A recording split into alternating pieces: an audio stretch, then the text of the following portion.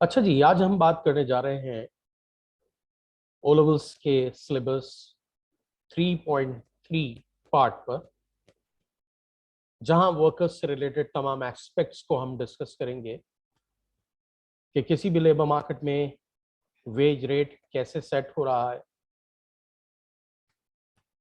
Labour की demand, labour की supply और डिफरेंट फैक्टर्स जिस पर वेज डिफरेंशियल्स डिपेंड करते हैं। पूरा कंप्लीट सेट ऑफ 3.3 जो है वो that is completely related to workers and their wage rates and their choice of occupations। और इस वक्त हम डायरेक्टली डिस्कस करने जा रहे हैं। हेडिंग आपको नजर आ रही होगी, टॉपिक आपको नजर आ रहा होगा जो हम डिस्कस करने जा रहे हैं, और वो है factors influencing choice of occupation. कोई वर्कर किस ऑक्यूपेशन को सिलेक्ट करेगा, वो किन फैक्टर्स पर डिपेंड करता है, ये हम डिस्कस करने जा रहे हैं। कंपैरेटिवली एक आसान टॉपिक, राइट। मैं फिर रिपीट कर दूं अपना कॉन्टेक्स्ट कि यहां हम डिस्कस करने जा रहे हैं कि किसी भी वर्कर की जो चॉइस ऑफ ऑक्यूपेशन है कि वो किन फैक्टर्स पर डिपेंड करेगी, और हम उन फैक्टर्स को डिवाइड करते हैं वेज फैक्टर्स में एंड नॉन वेज फैक्टर्स में। वेज फैक्टर्स से मुराद वो तमाम फैक्टर्स, वो तमाम इंसेंटिव्स जो कि पैसों की सूरत में मिल रहे हैं वर्कर्स को, जबकि नॉन वेज फैक्टर्स वो हैं जो मॉनेटरी इंसेंटिव्स नहीं है बल्कि नॉन मॉनेटरी फैक्टर्स। मैं इसको यहां इस तरह भी क्लासिफाई कर सकता हूं कि the factors are classified into monetary factors and non monetary factors. Monetary factor means obviously जो पैसों से रिलेटेड है, और नॉन मॉनेटरी फैक्टर्स वो हैं जो पैसों से अलावा हैं। मिसाल के तौर पर जो सबसे पहली चीज कोई भी वर्कर देखेगा वो उस जॉब से मिलने वाली वेजेस को देखेगा। वेजेस जिस ऑक्यूपेशन में जितनी ज्यादा हायर होगी, ऑब्वियसली वो उसी ऑक्यूपेशन को सिलेक्ट करेगा। वेजेस आमतौर से सिर्फ काम करने के पैसों को कहते हैं। जैसे कि सैलरी अगर हम बात करें तो उसमें काम करने के अलावा, पैसों के अलावा, काम करने के रिवॉर्ड के अलावा दूसरी चीजें भी शामिल होती हैं। लेकिन वेजेस का मतलब प्योरली सिर्फ काम करने के पैसे, उसमें दूसरे अलाउंसेस, दूसरी फैसिलिटीज अगर कोई मॉनेटरी फॉर्म में मिल रही है तो हम उसकी बात यहां नहीं कर रहे। हम यहां सिर्फ एग्जैक्टली जो वर्कर परफॉर्म कर रहा है, चाहे वो आर्ली रेट पर काम कर रहा है या उसको पीस रेट पर पैसे मिल रहे हैं कि एक पर्टिकुलर यूनिट को कंप्लीट करने के, दोनों सूरतों में वेजेस का मतलब ये है कि उसके प्योरली काम करने के पैसे, जो वो अपनी मेंटल एंड फिजिकल एफर्ट्स वहां लगा रहा है, उसके पैसे। तो ऑब्वियसली वेजेस जितनी हाई होंगी उतना वर्कर्स उसको ऑप्ट करेंगे, उस क्या कहते हैं जॉब को, अदरवाइज वो अवॉइड करेंगे। वेजेस आर्ली भी मिलती हैं, फोर्टनाइटली भी मिलती हैं और मंथली भी मिलती हैं। तो सबसे मेजर इन्फ्लुएंस, सबसे मेजर फैक्टर जो कोई भी वर्कर कंसिडर करेगा ये डिसाइड करने के लिए कि वो किस ऑक्यूपेशन को सिलेक्ट करे, वो वेज रेट। दूसरी बात हम करते हैं ओवर टाइम पे की। ओवर टाइम पे से मुराद ये है कि अगर किसी वर्कर से एक्स्ट्रा आवर्स काम लिया जाएगा 8 आवर्स से बियॉन्ड, तो एक्चुअली उसका जो वेज रेट होता है एक्स्ट्रा आवर्स का, जो ओवर टाइम पे रेट होता है, वो कंपैरेटिवली हायर होता है रूटीन आर्ली वेज रेट से।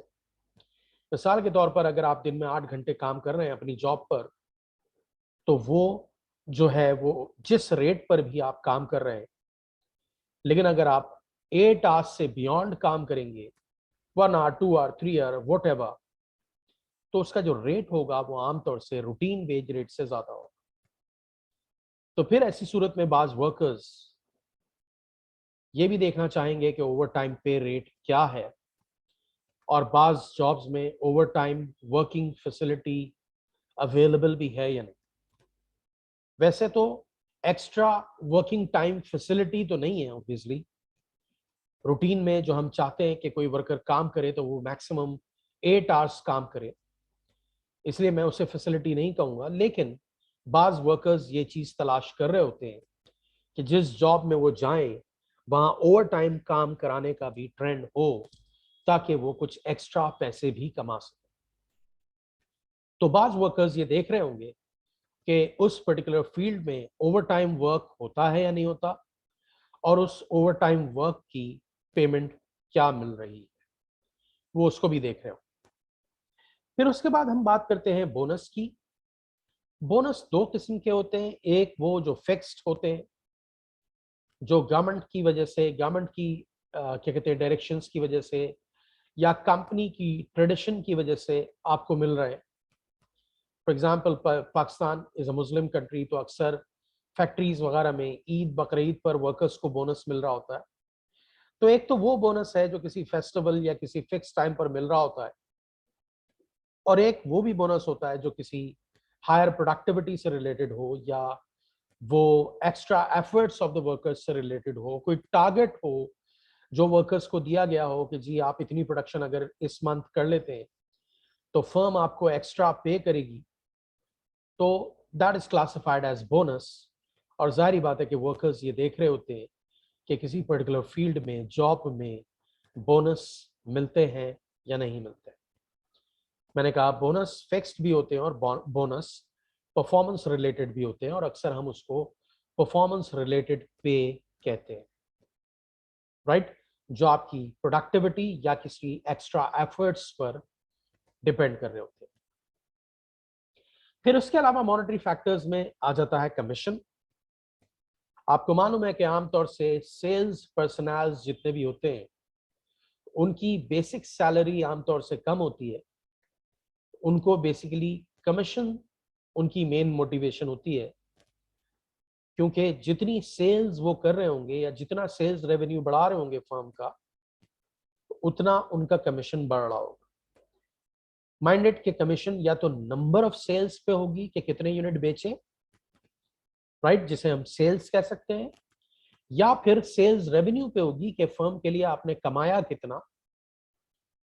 तो कमीशन या तो सेल्स रेवेन्यू पे होगा या सेल्स पे होगा, और आमतौर से कमीशन वगैरह जो है वो सेल्स डिपार्टमेंट से ही रिलेटेड होता है, यानी कि वो जॉब्स जहां सेल्स वगैरह करनी हो वो कमीशन रिलेटेड ही होती हैं, कमीशन बेस्ड ही होती है मेनली। क्योंकि सेल्स की जॉब्स में सैलरी वगैरह इसलिए नहीं दी जाती, कोई फिक्स सैलरी हाई इसलिए नहीं होती कि अगर वर्कर को फिक्स सैलरी हाई मिल रही होगी तो वो सेल्स करने के लिए एफर्ट्स नहीं लगाएगा, और बगैर इनफ सेल्स किए ही उसको हायर वेजेस मिल रही होंगी। इसलिए सेल्स वगैरह की जॉब्स में आपको वेजेस कम मिल रही होती हैं, बेसिक वेज कम मिल रही होती है। ज्यादातर जो आपकी इनकम का पार्ट होता है वो कमीशन बेस्ड होता है। तो सेल्स वगैरह की जॉब्स में ऑब्वियसली वर्कर्स ये भी देखेंगे कि कमीशन उन्हें कितना मिल रहा है, ठीक है। फिर इसके अलावा पाकिस्तान में एक चीज है, 5% ऑफ द प्रॉफिट वर्कर्स में डिस्ट्रीब्यूट होता है। जुल्फिकार अली भुट्टो का बनाया हुआ लॉ था ये, कि जो भी फर्म के प्रॉफिट्स होंगे उसका 5% वर्कर्स में दोबारा से डिस्ट्रीब्यूट होगा, उनकी सैलरी, उनकी बोनस वगैरह के अलावा। तो बास कंट्रीज में अलग अलग लॉज होंगे, और अलग अलग लॉज होने की वजह से बाज मॉनेटरी बेनिफिट्स इसके अलावा भी वहां मौजूद होंगे। लेकिन बेसिक जो 3-4 चीजें हैं, जो मॉनेटरी बेनिफिट्स, मॉनेटरी इंसेंटिव्स जिन्हें हम कहते हैं, मॉनेटरी फैक्टर्स जिसे हम कहते हैं, जिस पर आपकी चॉइस ऑफ ऑक्यूपेशन डिपेंड करेगी, वो मेनली वेजेस, ओवर टाइम पे, बोनस या परफॉर्मेंस रिलेटेड पे, कमीशन, या बास टाइम कोई एक्स्ट्रा पेमेंट भी हो सकती है। कंट्री टू कंट्री ये चीज वेरी करेगी। तो माइंड इट के these are the monetary influences on the choice of occupation of a worker. कोई वर्कर किस जॉब को ऑप्ट करेगा वो इन मॉनेटरी फैक्टर्स पर डिपेंड कर रहा होगा। फिर हम आ जाते हैं नॉन वेज फैक्टर्स पर, नॉन मॉनेटरी बेनिफिट्स पर या नॉन मॉनेटरी फैक्टर्स पर, राइट। अब इसको मैंने बुलेट फॉर्म में आपको दिया हुआ है कि मिसाल के तौर पर नंबर 1 बाय 1 करके मैं आपको ये समझाता चला जाता हूँ। जो चीज़ बहुत आसान होगी उस पर से मैं जल्दी गुजर जाऊंगा। मिसाल के तौर पर नंबर 1 मैंने लिखा हुआ है, workers will usually prefer the occupations where working hours are not too long. उन वर्कर्स के अलावा जो ओवर टाइम पे करने में इंटरेस्टेड हैं, आमतौर से वर्कर्स ये देखेंगे कि किन ऑक्यूपेशंस में कम आवर्स लग रहे हैं, वो उन कामों की तरफ ज्यादा क्या कहते हैं डाइवर्ट होंगे, ज्यादा इंटरेस्टेड होंगे जहां एक हाई लेवल ऑफ वेज भी मिल रहा होगा और वर्किंग आवर्स भी कम होंगे, राइट। वैसे भी दुनिया में आपको मैं बताऊं कि ट्रेंड बढ़ता चला जा रहा है इस बात का कि flexible workers, part time workers का ट्रेंड जो है, फ्रीलांसिंग का जो ट्रेंड जो है वो बढ़ता चला जा रहा है। अब फिक्स टाइम पर यूजुअली लोग और परमानेंट टाइम पर लोग अब काम नहीं करना चाहते। तो ये एक डेवलपमेंट है ऑब्वियसली टेक्नोलॉजी की वजह से, इंटरनेट की वजह से, वाइट कॉलर जॉब्स में खास तौर पर। तो माइंड इट के इस चीज पर डिपेंड करेगा कि वर्किंग आवर्स कितने हैं। फिर सेकंड पॉइंट में मैंने सेफ्टी एंड हेल्थ कंडीशंस को मेंशन किया है कि किसी ऑर्गेनाइजेशन में वर्कर्स से related health and safety conditions क्या हैं। फॉर एग्जांपल कोई फैक्ट्री है, मैकेनिकल इंजीनियरिंग वहाँ हो रही है, तो वहाँ ये चीज़ बड़ी इंपॉर्टेंट है। अगर हैवी मशीनरी वगैरह वहाँ यूज़ हो रही है तो इस चीज़ की इंपॉर्टेंस बहुत ज़्यादा है कि वहाँ health and safety equipment, health and safety conditions वहाँ इंटैक्ट हैं या नहीं है। फिर तीसरे नंबर पे नेचर ऑफ जॉब पे भी डिपेंड करेगा। हर किसी की पर्सनल प्रेफरेंसेस होती हैं कुछ ना कुछ। बाज नेचर ऑफ जॉब्स ऐसे होंगे जो लोगों को पसंद नहीं आएंगे। फॉर एग्जाम्पल बाज लोग चैलेंजिंग जॉब्स पसंद करते हैं, जबकि बाज लेजी लोग ऐसे काम पसंद करते हैं जहाँ फिजिकल एफर्ट्स ज़्यादा ना हो और कम से कम एफर्ट्स के साथ कम से कम टाइम लगाकर ज़्यादा पैसा मिल जाए। तो नेचर ऑफ वर्क पर भी डिपेंड करेगा, लोगों की लाइक्स एंड डिसलाइक्स पर भी डिपेंड करेगा। फिर किसी पर्टिकुलर ऑक्यूपेशन में, पर्टिकुलर जॉब में हॉलीडेज आपको कितनी मिल रही हैं, कितनी नहीं मिल रही, और लीव्स मिल रही हैं तो पेड लीव्स मिल रही हैं या नॉन पेड लीव्स मिल रही हैं। फिर पेंशन्स रिटायरमेंट के बाद मिलेंगी या नहीं मिलेंगी। फिर फ्रिंज बेनिफिट्स क्या हैं, एक्स्ट्रा बेनिफिट्स, मिसाल के तौर पर हेल्थ केयर, मिसाल के तौर पर transportation facility, housing facility, leisure facilities available हैं या नहीं है, वो भी बास टाइम वर्कर्स देख रहे होंगे। फिर जॉब सिक्योरिटी एक बहुत स्ट्रॉन्ग एलिमेंट है कि किसी पर्टिकुलर जॉब पर जॉब सिक्योरिटी है या नहीं है। ऑब्वियसली आप ये देखते हैं कि किसी इंडस्ट्री में या किसी फर्म में, जिस इंडस्ट्री में भी, जिस फर्म में भी हायर एंड फायर बहुत ज्यादा हो रहा होगा, लेबर टर्नओवर जिस इंडस्ट्री का, जिस फर्म का बहुत ज्यादा हाई होगा, वहां आप नहीं जाना चाहेंगे।